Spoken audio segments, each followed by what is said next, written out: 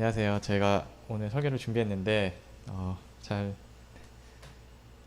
되는지 한번 모르겠지만 자, 한번 해보겠습니다. 제가 준비하느라고 좀 시간이 늦어서 이렇게 앞에 좀 시간이 걸린 거 죄송하고요.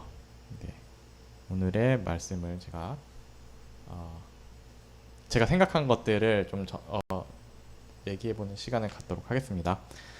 오늘의 저의 주제는 사랑한다는 것이라는 주제고요. 그래서 오늘 저는 이제 사랑에 대한 일주일 동안 생각했던 두 가지 생각을 좀 공유하고자 합니다. 자, 우선 먼저 질문을 드리겠습니다. 여러분, 사랑이 무엇일까요? 무엇이라고 생각하십니까? 너무 어렵다고 생각합니다. 저의 삶의 큰 화두 중 하나가 저도 이제 사랑이 무엇인가라는 생각입니다. 너무 어렵고 저도 사실은 잘 모르겠습니다. 아직 제가 경험이 부족해서 그럴 수도 있고 또 알고 있지만 깨닫지 못하고 있을 수도 있다고 생각합니다. 저는 의심이 되게 많은 사람입니다. 그래서 어떤 개념이나 감정 또 생각들을 의심할 때가 많습니다. 또 어떤 대상이 검증되기 전까지는 조금 쉽게 믿지 않는 경향도 있고요. 저에게 사랑이라는 것도 그러한 대상 중 하나입니다. 내가 누군가를 사랑한다는 것, 그리고 누군가의 사랑을 받는 것, 그리고 사랑이라는 것 자체도 저는 이제 의심을 하는 대상입니다.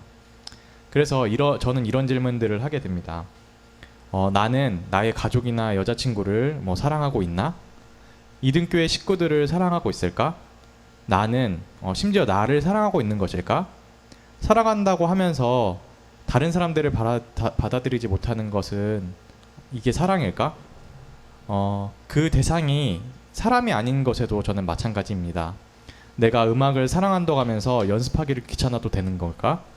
영상을 사랑한다고 하면서 퇴근 후에 왜 따로 작업을 안 하지? 과연 나는 사랑을 알까? 그러면서 이 노래가 떠올랐습니다.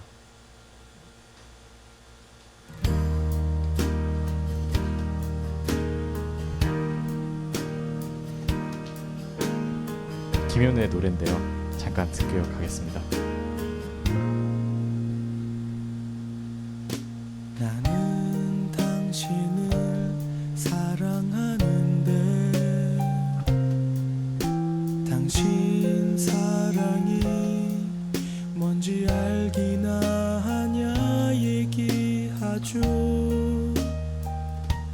나는 사랑이 뭔지 모르나 봐요. 나는 사랑이 뭔지 모르나 봐요. 네, 여기까지 듣겠습니다. 네, 김현우의 노래인데요. 나는 사랑이 뭔지 모르나 봐요라는 가사가 너무 많이 와닿아가지고 이 노래를 생각하게 됐는데 저도 뭔가 사랑이 뭔지 모르겠다라는 생각을 진짜 많이 하게 되었습니다. 그래서 이렇게 설교를 준비하던 중에 사랑이 무엇인지 잘 모르는 저에게 오늘의 본문이 눈에 들어왔습니다. 오늘의 본문에는 사랑이 아주 신나게 나오는데요. 네, 지금 보시면은 아주 사랑이 많죠. 네, 사랑하는 여러분, 서로 사랑하자. 또 사랑하는 하나님에서 난 것입니다.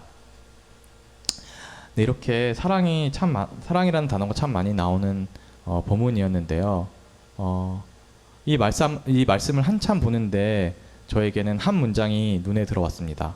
바로 하나님은 사랑이시기 때문이다 라는 문장이었습니다. 영어로는 Because God is love. 네, God is love. God은 사랑이다. 하나님은 사랑이다 라는 단어였고요. 이것은 이렇게 보다 보니 조금 본문이 재밌게 보였습니다. 네.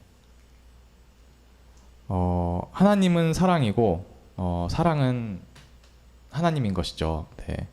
수학에서 느는 어떤 의미를 하시는지 아시죠? 이것은 대치를 해도 된다는 의미가 됩니다. 그래서 저는 본문의 사랑으로 쓰인 곳에 하나님을 넣고 하나님이 쓰인 곳에 사랑을 넣어봤습니다. 네, 그러니 이렇게 되더라고요. 근데 뭔가 이상하죠. 그래서 영어로도 찾아봤습니다. 그래서 영어로 찾아봤더니 영어에서는 조금 더 자연스러운 느낌이 났습니다.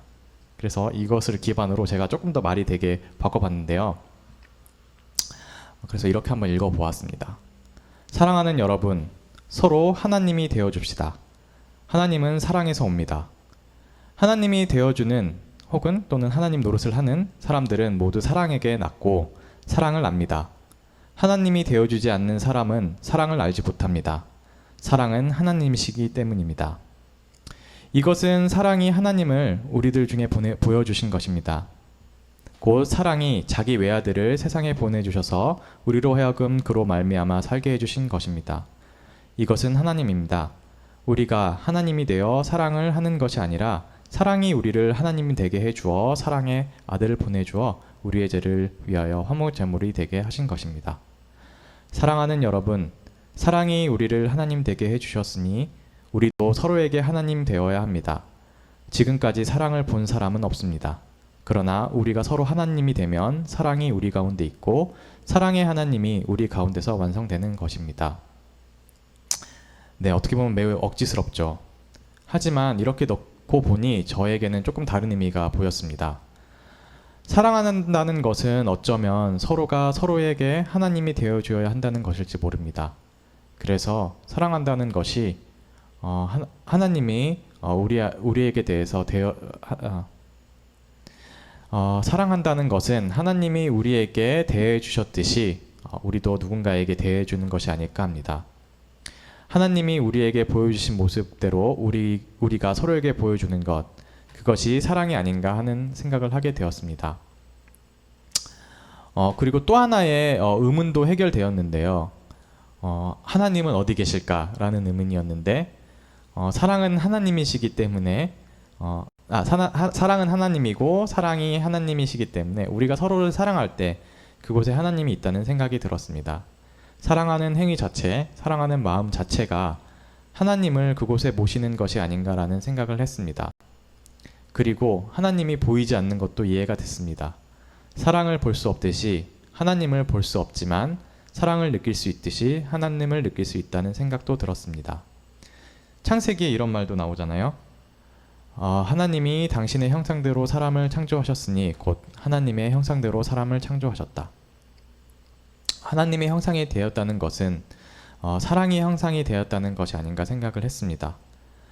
사랑의 모습을 보여줄 때 우리는 하나님을 닮은 모습이 된다고 생각이 들었고 누군가를 사랑한다는 것은 어쩌면 하나님이 우리를 대하듯 우리를 바라보듯이 그리고 하나님이 우리를 대하듯이 그리고 하나님 우리를 바라보듯이 우리가 다른 누군가를 혹은 무언가를 대하는 것이 아닌가 하는 생각이 들었습니다. 또 두 번째 사랑에 관한 얘기를 하고 싶은데요. 아까 말했듯이 저는 이제 뭔가 의심이 많고 되게 잘 믿지 못하는 부분도 좀 있는데 저는 무엇인가 사랑한다고 생각하면 온전히 나를 바치고 투신하고 거기에 열정을 쏟아붓고 나를 희생해야 된다고 생각했습니다. 그리고 거기에 몰입하고 그것만을 바라보아야 된다고 생각했습니다. 그러다 최근에 이러한 생각을 하게 됐습니다. 그렇지 않아도 어쩌면 사랑할 수 있다. 이 생각을 하게 된 거는 최근에 서핑을 하면서입니다. 저는 이제 꽤 오래전부터 서핑을 했는데 아직 한국의 서핑이 잘 알려지지 않았던 2013년대부터입니다. 근데 제가 피부병이 너무 심해서 제주도에서 쉬고 있었는데 그러던 와중에 가족들과 해변에 놀러 가게 됐습니다. 거기서 우연찮게 서핑을 하는 모습을 보게 되었고요. 한국에서도 서핑을 한다는 그 모습을 보고 너무 충격을 받았고 뭔가 외국 여행을 제대로 가보지도 못했던 저에게 뭔가 이 외국 느낌과 또 자유함을 느낄 수 있어서 그날 서핑을 하게 됐습니다. 저는 이제 그 당시 너무 피부병이 심해가지고 하루에 2시간도 잠을 잘 수 없었거든요. 몸이 너무 가려워가지고.